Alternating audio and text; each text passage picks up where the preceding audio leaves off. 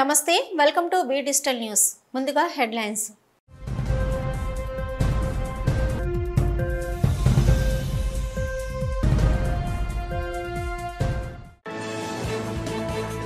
నూతన ప్రభుత్వంలో ప్రజా సమస్యల పరిష్కార వేదిక ప్రారంభం ప్రజా ఫిర్యాదుల పరిష్కార వేదిక కార్యక్రమానికి భారీగా హాజరై ఫిర్యాదులు అందించిన ప్రజలు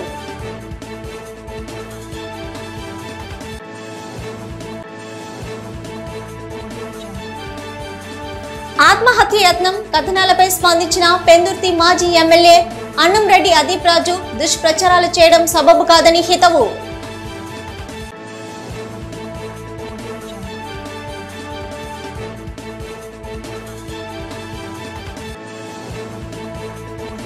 విశాఖ దక్షిణ నియోజకవర్గంను మోడల్ నియోజకవర్గంగా తీర్చిదిద్దడం తన ప్రధాన ధ్యేయమని స్పష్టం చేసిన వంశీకృష్ణ శ్రీనివాస్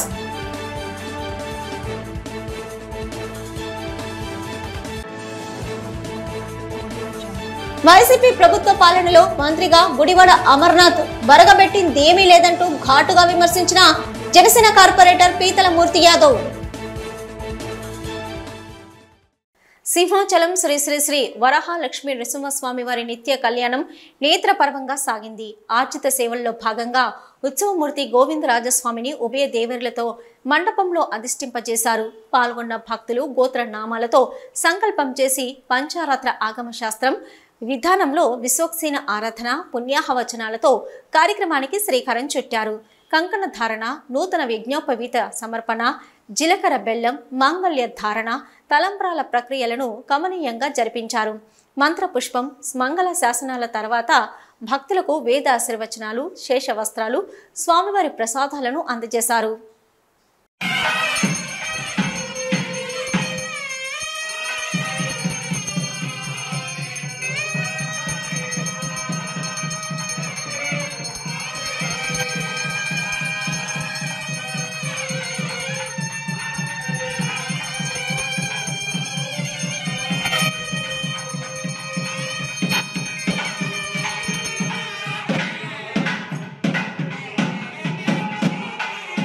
వివిధ సమస్యలపై వినతులు సమర్పించే అర్జీదారులతో ఆప్యాయంగా మాట్లాడాలని, వారి సమస్యలకు నాణ్యమైన పరిష్కారం చూపించాలని జిల్లా incharge collector K Mayur Ashok జిల్లా అధికారులను ఆదేశించారు.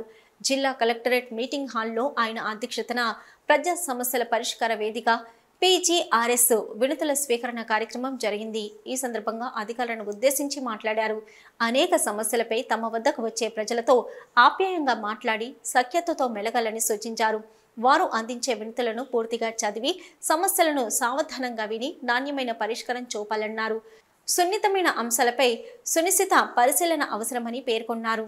అత్యవసర సమస్యలపై తక్షణమే స్పందించి ప్రజలకు పూర్తి స్థాయిలో సహకారం అందించాలని హితవు పలికారు. నిర్ణీత కాలంలో ప్రజా ఫిర్యాదులను పరిష్కరించాలని చెప్పారు. ఈ కార్యక్రమంలో వివిధ సమస్యలపై ప్రజలు 237 వినతులు సమర్పించారు. వాటిలో రెవెన్యూకు చెందినవి 78 ఉండగా జీవీఎంసీకి సంబంధించినవి 52, పోలీస్ శాఖకు సంబంధించినవి 24, ఇతర సమస్యలకు సంబంధించినవి 82 ఉన్నాయి. ఇన్ఛార్జి కలెక్టర్తో పాటు జిల్లా రెవెన్యూ అధికారి K Mohan Kumar, GVMC ADC Varma, RDO Hussain Saheb, police అధికారులు ప్రజల నుంచి వినతులు స్వీకరించారు.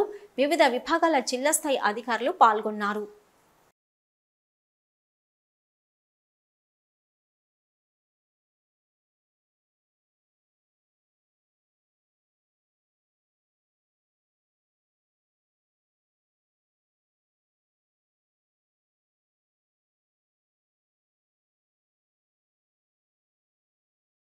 పెందుర్తి మాజీ ఎమ్మెల్యే అన్నంరెడ్డి అదీప్ రాజు ఆత్మహత్య యత్నం చేస్తున్నారంటూ వస్తున్న వార్తల్లో వాస్తవం లేదని, అలాంటి పుకార్లు నమ్మవద్దంటూ మాజీ ఎమ్మెల్యే అదీప్ రాజు వీడియో సందేశం పంపారు. తన వ్యవహారంలో ఎలాంటి అపోహలు నమ్మవద్దని, తాను ఆరోగ్యంగానే ఉన్నానని కార్యకర్తలు, నేతలు, కుటుంబ సభ్యులకు సమాచారం ఇచ్చారు. ఆదివారం రాత్రి గ్యాస్ట్రిక్ పెయిన్ రావడంతో ఆసుపత్రిలో చేరానని, ఇప్పుడు బాగానే ఉన్నానని, డిశ్చార్జ్ కూడా అయిపోయానని చెప్పుకొచ్చారు. తన కుటుంబం కలహాలతో ఆత్మహత్య చేసుకున్నానని సోషల్ మీడియాలో వస్తున్న ఊహాగానాల్ని నమ్మొద్దన్నారు. తనపై దుష్ప్రచారం చేయడం మంచిది కాదని హితవు పలికారు. అందరికీ నమస్కారం. నేను మీ అన్నంరెడ్డి అదీప్ రాజ్. అయితే ఈరోజు ఎంత స్పీడ్గా పుకార్లు వాళ్ళంతా కూడా హల్చల్ చేస్తున్నాయో మనందరం కూడా చూస్తున్నాం. నిన్న సాయంత్రం 4 గంటల నుంచి 6 గంటల వరకు కూడా పెందుర్తి నియోజకవర్గ పరిధిలో ఉన్నటువంటి వైఎస్ఆర్ కాంగ్రెస్ పార్టీ ఆత్మీయ సమావేశం ఏర్పాటు చేసుకొని కార్యకర్తలందరితో కూడా బ్రహ్మాండంగా కార్యక్రమం చూసుకొని తదనంతరం కుటుంబంతో కలిసి సరదాగా బయటికి డిన్నర్ కూడా వెళ్ళి రావడం జరిగింది. అయితే కొంచెం అనీజీగా అనిపించి, గ్యాస్ట్రిక్కా లేదంటే ఫుడ్ పాయిజన్ అయిందా అనుకుంటే తెలియదు కానీ చిన్న అనీజీగా అనిపించి తెల్లవారుజామున సుమారుగా 2:30-3 గంటలకు నేను హాస్పిటల్కి వెళ్ళడం, అప్పుడు 6 గంటలకల్లా నేను డిశ్చార్జ్ అయిపోయి బయటికి రావడం కూడా జరిగింది. ఏమీ లేనటువంటి విషయాన్ని ఇవాళ ఏదేదో జరిగిపోయినటువంటి విధంగా దాన్ని ఎంతో పెద్ద విషయంగా ఇవాళ మీడియాలో కానీ సోషల్ మీడియాలో కానీ ప్రచారం చేస్తున్నారు. ఇవన్నీ కూడా అవాస్తవం. నేను క్షేమంగా హ్యాపీగా ఇవాళ మా ఇంటికి వచ్చి ఆల్రెడీ రిలాక్స్డ్గా నేను ఉన్నాను. మా కుటుంబ సభ్యులందరితో కూడా బాబుని ఇప్పుడే సిల్వర్ ఓక్ స్కూల్లో కూడా బాబుని కూడా జాయిన్ చేయడం, ఇవాళే జాయిన్ చేయడం కూడా జరిగింది. అంతా హ్యాపీగా ఉంది. ఎవరు ఎటువంటి సందేహాలు, ఇటువంటి వార్తలు వీటిని కూడా నమ్మకూడదని చెప్పి మరీ కోరుకుంటూ ప్రజలందరి దీవెనలు ఆశీస్సులతో మరింతగా పార్టీని బలోపేతం చేయడానికి మళ్ళీ ఏదైతే మనం అనుకున్న స్కెడ్యూల్ ప్రకారం కార్యక్రమాలన్నీ కూడా సవ్యంగానే జరుగుతాయి. రేపు ఎల్లుండి నుంచి మళ్ళీ అందరికీ కూడా అందుబాటులో కూడా ఉంటాను. ఇటువంటి తప్పుడు వార్తలు కావాలని ఏదో రకంగా మమ్మల్ని ఇంకా ఇప్పుడు ఓడిపోయినటువంటి బాధలో ఉన్నాం కాబట్టి దొరికిన ప్రతి విషయాన్ని కూడా ఏదో రకంగా దానికి 10 యాడ్ చేసి మమ్మల్ని తక్కువ చేయాలని చూసేటువంటి వాటికైతే భయపడేది లేదు. ఖచ్చితంగా మరింత ధైర్యంగా ప్రజల్లోకి వెళ్తాం. Thank you.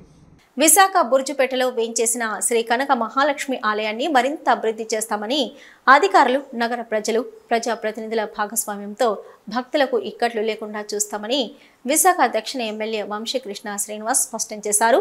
వంశీకృష్ణ దంపతులు కనక మహాలక్ష్మి అమ్మవారి దర్శనం చేసుకున్నారు. ఈ సందర్భంగా వంశీకి ఆలయ అర్చకులు పూర్ణ కుంభంతో స్వాగతం పలికారు. EO P Srinivasulu Reddy, EE CH Venkataramana, EEO Tirumaleswararao, కార్యాలయ సిబ్బంది వంశీతో అమ్మవారికి పూజలు జరిపించారు. వచ్చే మార్గశిర మాసోత్సవాలకు ఇప్పటి నుంచే పకడ్బందీ ప్రణాళిక చేపట్టాలని వంశీ సూచించారు. త్వరలో ఆలయ అభివృద్ధికి సంబంధించి కీలక సమావేశం నిర్వహించాలని ఆదేశించారు. అనంతరం దంపతుల్ని ఘనంగా సత్కరించారు. ఈ సందర్భంగా వంశీకృష్ణ శ్రీనివాస్ మాట్లాడుతూ రానున్న రోజుల్లో విశాఖ దక్షిణ నియోజకవర్గాన్ని మోడల్ నియోజకవర్గంగా తీర్చిదిద్దేందుకు అధికారులతో కలిసి తన వంతుగా కృషి చేస్తానని తెలిపారు. శ్రీ కనక మహాలక్ష్మి అమ్మవారి దర్శనం చేసుకోవడం జరిగింది. నేను నామినేషన్ వేసిన రోజున అమ్మవారిని దర్శించుకొని వెళ్ళి నామినేషన్ వేయడం జరిగింది. ప్రమాణ స్వీకారం చేసి వచ్చి ఇవాళ అమ్మవారిని మళ్ళీ దర్శించుకోవడం జరిగింది. స్థానిక కార్పొరేటర్ గారు, స్థానిక నాయకులందరూ, ఎన్ఏడి నాయకులు అందరూ కూడా వచ్చి అమ్మవారిని దర్శించుకోవడం జరిగింది. అలాగే ఈవో గారు, స్టాఫ్ అందరూ కూడా మాకందరికి స్వాగతం పడడం జరిగింది. అమ్మవారి యొక్క ఆశీస్సులతో ఈ రాష్ట్రంలోని అత్యధికమైనటువంటి ఓట్ల శాతంతో నేను గెలవడం జరిగింది. నా గెలుపు కోసం కష్టపడిన ప్రతి నాయకునికి, నాకు ఓట్లేసినటువంటి దక్షిణ నియోజకవర్గ ప్రజలకి, నాకు అవకాశం కల్పించినటువంటి పవన్ కళ్యాణ్ గారికి, చంద్రబాబు నాయుడు గారికి, మోడీ గారికి మనస్ఫూర్తిగా అమ్మవారి యొక్క సన్నిధి నుంచి చెప్తా ఉన్నా. మనస్ఫూర్తిగా వాళ్ళకి ధన్యవాదాలు తెలియజేస్తూ ఉన్నా. నాకు ఇచ్చిన అవకాశాన్ని సద్వినియోగం చేసుకొని ప్రతి ఒక్కరికి అందుబాటులో ఉంటూ వాళ్ళ అంచనాలకు మించి పనిచేస్తారని చెప్పేసి మీ ద్వారా తెలియజేస్తూ ఉన్నా. స్థానికంగా మంచి ఆఫీస్ పెడతా ఉన్నా. పూర్తిగా ప్రజలకు అందుబాటులో ఉంటాం. ఇచ్చిన ప్రతి హామీని కూడా నెరవేరుస్తాను. ప్రభుత్వ సహకారంతో కొన్ని చేస్తాను, నా సొంత నిధులతో కొన్ని చేస్తానని చెప్పి ఆ రోజు ఖచ్చితంగా అదే చేసి తీరుతానని చెప్పేసి వాళ్ళకి హామీ ఇస్తూ ఉన్నా. ఒక 2 డేస్లో ప్లాన్ చేసుకొని నియోజకవర్గం అంతా తిరిగి నేను ఎక్కడైతే హామీ ఇచ్చానో ఆ ప్రాంతాన్ని సందర్శించి వర్క్లు కూడా స్టార్ట్ చేపిస్తానని చెప్పేసి మీ ద్వారా వాళ్ళకి తెలియజేస్తూ ఉన్నా. ఈ అమ్మవారి యొక్క ఆలయాన్ని కూడా స్థానిక కార్పొరేటర్గా చర్చించి ఈ రోడ్డు సమస్య ఒకటి ఉంది, ట్రాఫిక్ సమస్య ఉంది, అలాగే ఇక్కడ కొన్ని సదుపాయాలు కావాలని చెప్పారు. అవన్నీ కూడా చేసి తీరుతామని చెప్పేసి గతంలాగా మాటలు చెప్పకుండా వితిన్ 1 ఇయర్లో ఇవన్నీ కూడా కంప్లీట్ చేస్తానని చెప్పేసి మీ ద్వారా ఈ ప్రాంత ప్రజలకు తెలియజేస్తూ ఉన్నా. ఏ టూరిస్ట్ విశాఖపట్నం వచ్చినా కూడా అమ్మవారి టెంపుల్ దర్శించుకొని వెళ్ళాలి, ఇక్కడ పార్కింగు, ఇక్కడ అన్ని సదుపాయాలు ఉన్నాయి అని చెప్పేసి విధంగా ఈ టెంపుల్ని డెవలప్ చేస్తానని చెప్పేసి మీ ద్వారా ప్రజలకు తెలియజేస్తూ, నాకు ఇంత మంచి అవకాశం ఇచ్చి ఇంత మెజార్టీతో గెలడం కారణమైన మా పవన్ కళ్యాణ్ గారికి రుణపడి ఉంటాను. ఆయన ఆశయాలకు మించి పనిచేస్తాను. రానున్న రోజుల్లో పార్టీ బలోపేతానికి శక్తి వంచన లేకుండా కృషి చేసి 170 ది బెస్ట్ నియోజకవర్గం అనే విధంగా వర్క్ చేస్తానని చెప్పి మీ ద్వారా ఈ నియోజకవర్గ ప్రజలందరికీ తెలియజేస్తూ, ప్రతి ఒక్కరికి కూడా ఇంటింటికి కూడా వెళ్తాను, ప్రతి సమస్య కూడా తెలుసుకుంటా, ఒక మోడల్ కాన్స్టిట్యున్సీగా తయారు చేయడానికి శక్తివంతంగా కృషి చేస్తానని చెప్పి మీ ద్వారా తెలియజేసుకుంటూ, నాకు సహకరించిన ప్రతి ఒక్కరికి, ప్రతి నాయకునికి, మా మీడియా సోదరులందరికీ కూడా పేరు పేరున మనస్ఫూర్తిగా ధన్యవాదాలు తెలియజేసుకుంటూ మీ అందరికీ మరోసారి నమస్కారం చేసుకుంటాను. అదృష్టం ఏంటంటే సౌత్ నియోజకవర్గం దాదాపుగా టాప్ 15 మొదటి 15 టెంపుల్స్ అన్నీ కూడా ఈ నియోజకవర్గంలో ఉన్నాయి. నిన్న సాయంత్రం అక్కడికి కూడా వాళ్ళు ఆహ్వానిస్తే వెళ్ళి రావడం జరిగింది. అఫిషియల్గా వెళ్తాను ప్రతి టెంపుల్కి, అన్ని టెంపుల్స్ని కూడా డెవలప్ చేస్తామని చెప్పేసి మీ ద్వారా తెలియజేస్తూ ఉన్నాం. ప్రతి ఒక్కరికి కూడా ప్రతి ఈవోను కానీ పిలుచుకొని అన్ని సమస్యలు ప్రతి ఒక్క టెంపుల్లో ప్రతి ఒక్కరితో కూడా డిస్కస్ చేసి పూర్తిగా వాటి మీద మనసు పెట్టి ప్రజలకి మంచి సౌకర్యంగా దర్శనాలు అయ్యే విధంగా అక్కడికి వెళ్ళినప్పుడు మౌలిక సదుపాయాలు ఉండే విధంగా కృషి చేస్తారని చెప్పేసి మీ ద్వారా తెలియజేస్తాను. సింహాచలం శ్రీ వరహాలక్ష్మి నరసింహస్వామి వారిని ఎస్కోట శాసనసభ్యురాలు కోళ్ల లలిత కుమారి దంపతులు దర్శించుకున్నారు. వారికి ఆలయ కార్యనిర్వహణాధికారి ఎస్ శ్రీనివాసమూర్తి నాదస్వర వేద మంత్రాలతో మంగళ వాయిద్యాలతో స్వాగతం పలికి ముందుగా కప్ప స్తంభం ఆలింగనం, స్వామివారి బేడ మండపంలో ప్రదక్షిణ చేయించి స్వామివారి దర్శనం కావించారు. అనంతరం వేద పండితులు వేద ఆశీర్వచనమిచ్చి స్వామివారి శేష వస్త్రంతో సత్కరించి ఆలయ కార్యనిర్వహణాధికారి ఎస్ శ్రీనివాసమూర్తి స్వామివారికి ప్రసాదాలను అందజేశారు.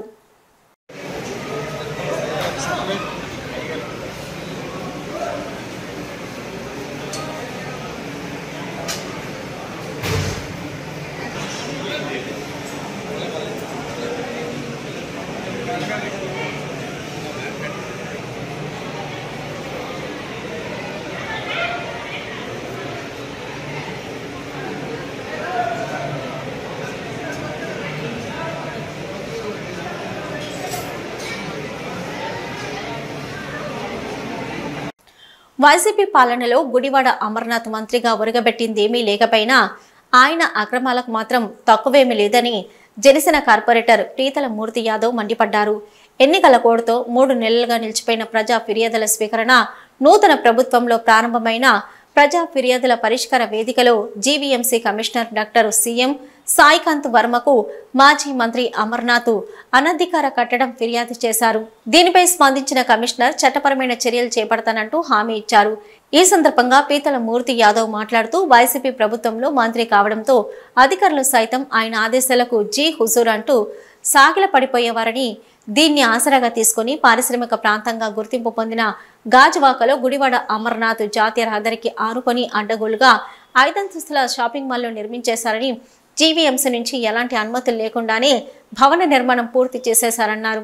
పేదలు ఎవరైనా చిన్న ఇల్లు నిర్మాణం చేసుకుంటే రూల్స్ మాట్లాడే జీవీఎంసీ అధికారులు మాజీ మంత్రి విషయంలో ఎందుకు అలసత్వం వహిస్తున్నారో తెలపాలన్నారు. గతంలో టీడీపీ నాయకుల నిర్మాణాలను అక్రమ నిర్మాణాల పేరుతో కూలగొట్టారని, మాజీ మంత్రి అమర్నాథ్ నిర్మాణాలపై ఎటువంటి చర్యలు చేపట్టకపోవడం విడ్డూరమన్నారు. వైసీపీ కార్యాలయం భవనం గాని 2 అక్రమంగా నిర్మించారు.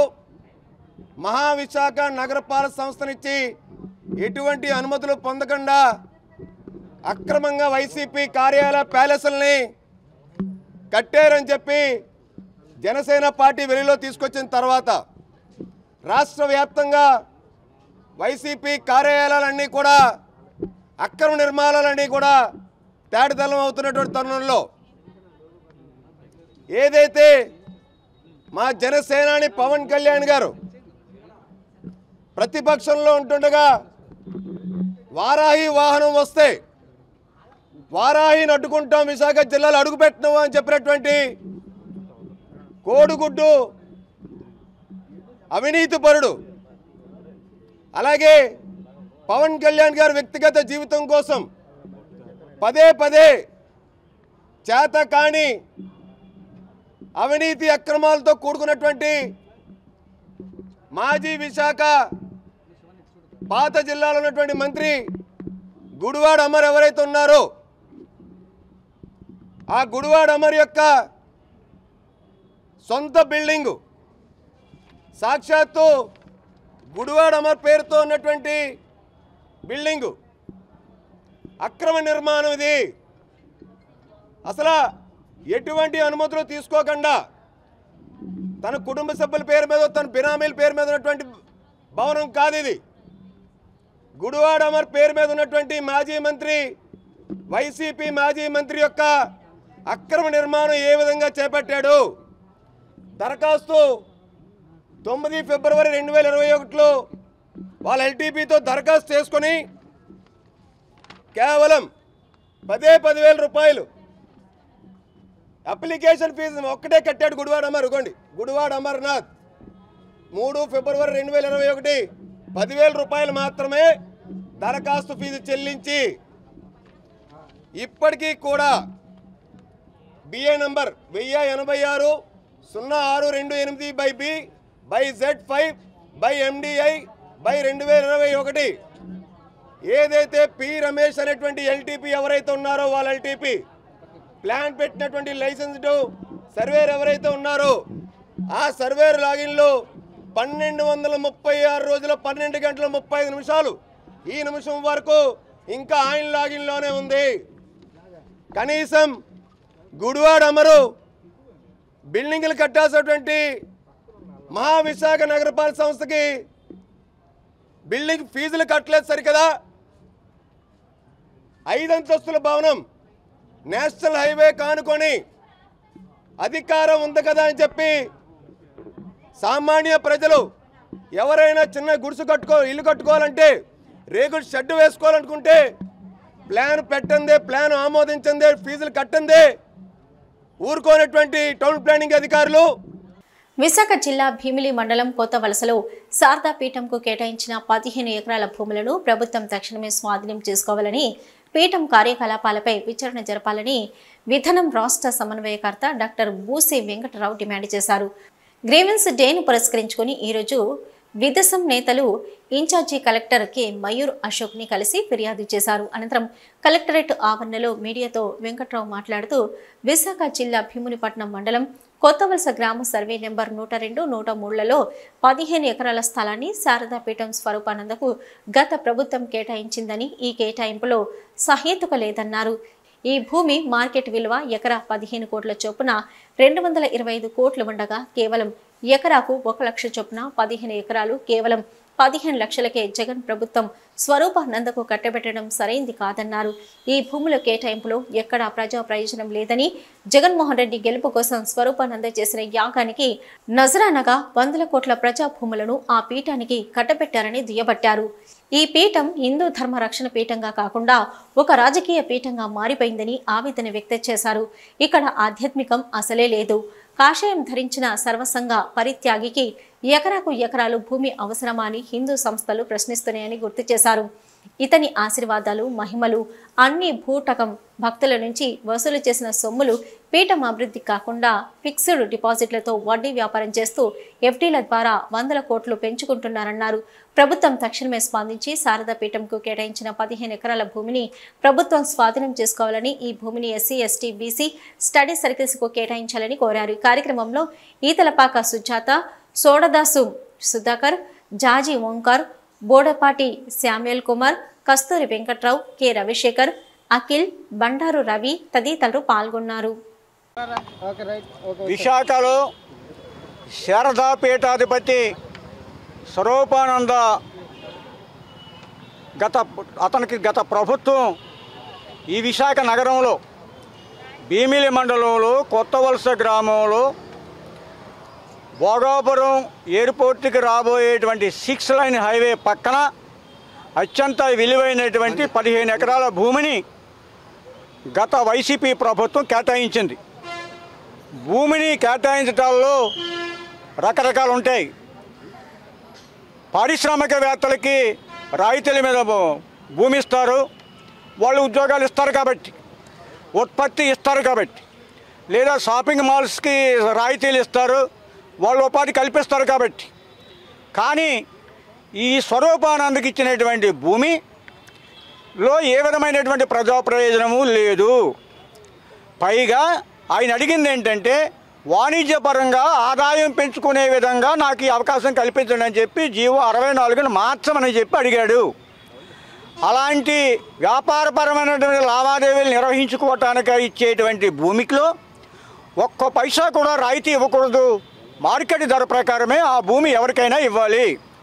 ఆ 15 ఎకరాలు అక్కడ ఉన్నటువంటి మార్కెట్ ధర ఎకరా 15 కోట్ల చొప్పున 15 ఎకరాలు 225 కోట్ల రూపాయలు విలువైనటువంటి భూమిని ఈ స్వరూపానందకి 15 లక్షలుగా మాత్రమే ప్రభుత్వం దారాదత్తం చేసింది.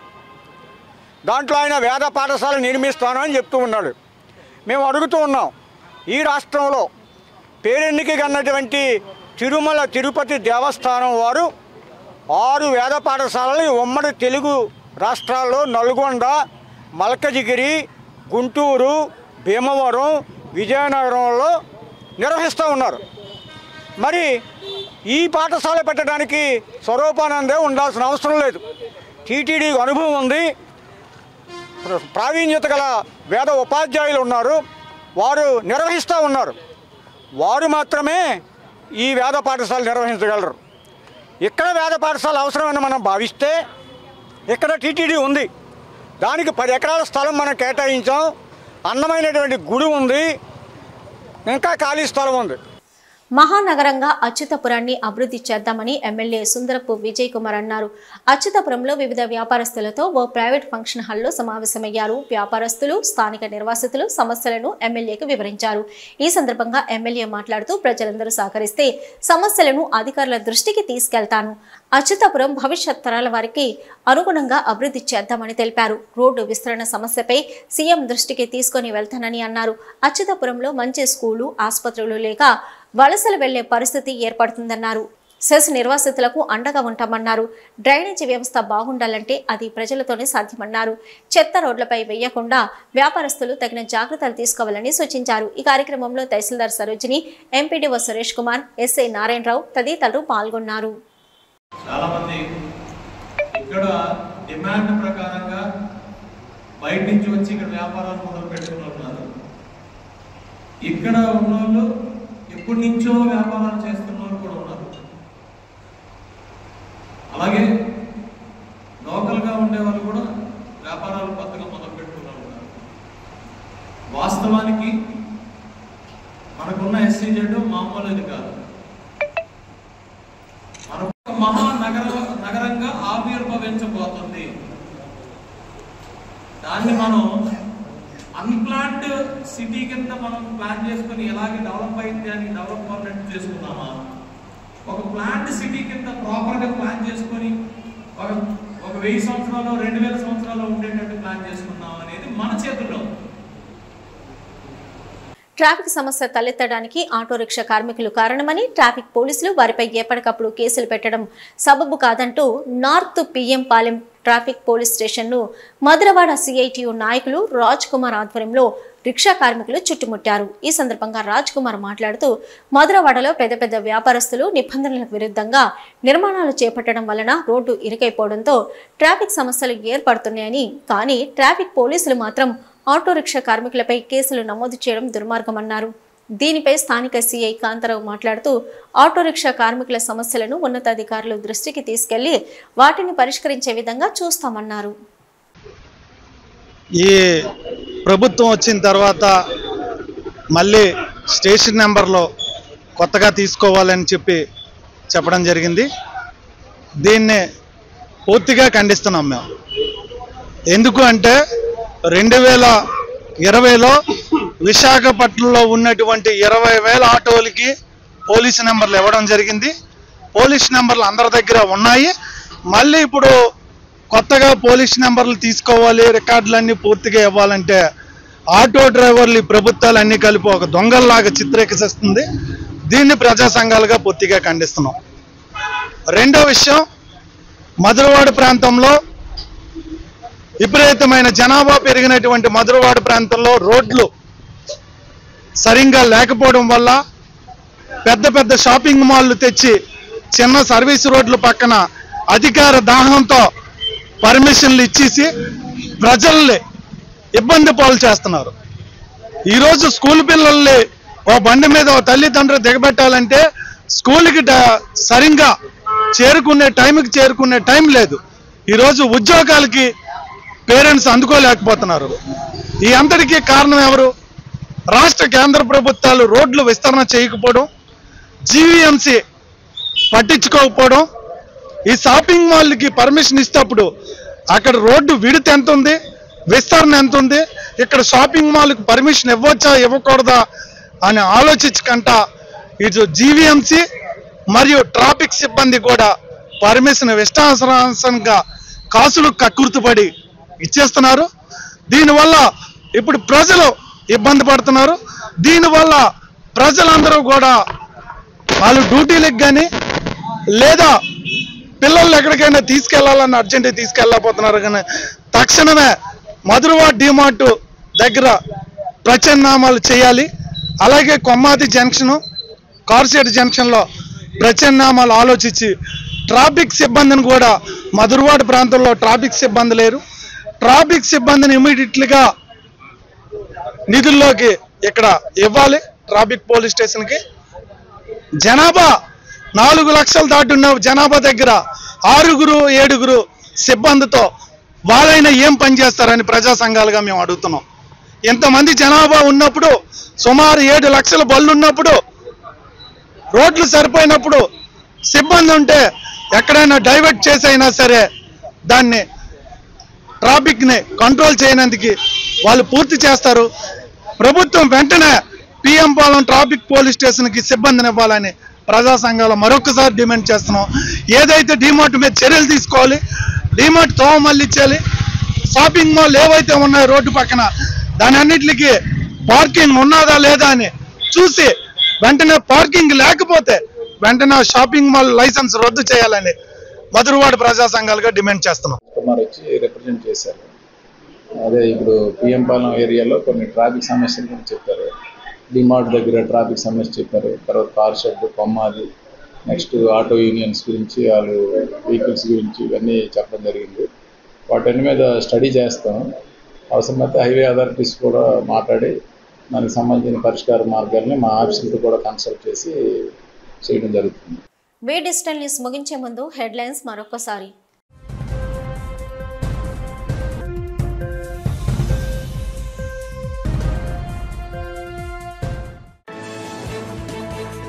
నూతన ప్రభుత్వంలో ప్రజా సమస్యల పరిష్కార వేదిక ప్రారంభం.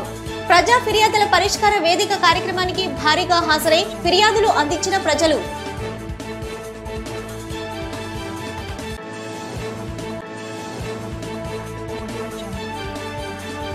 ఆత్మహత్య యత్నం కథనాలపై స్పందించిన పెందుర్తి మాజీ ఎమ్మెల్యే అన్నంరెడ్డి అదీప్ రాజు దుష్ప్రచారాలు చేయడం సబబు కాదని హితవు.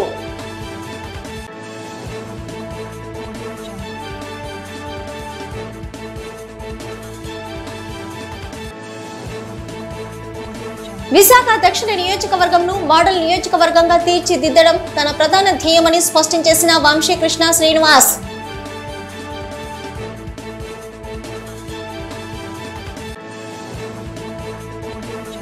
వైసీపీ ప్రభుత్వ పాలనలో మంత్రిగా గుడివాడ అమర్నాథ్ బరగబెట్టిందేమీ లేదంటూ ఘాటుగా విమర్శించిన జనసేన కార్పొరేటర్ పీతల మూర్తి యాదవ్.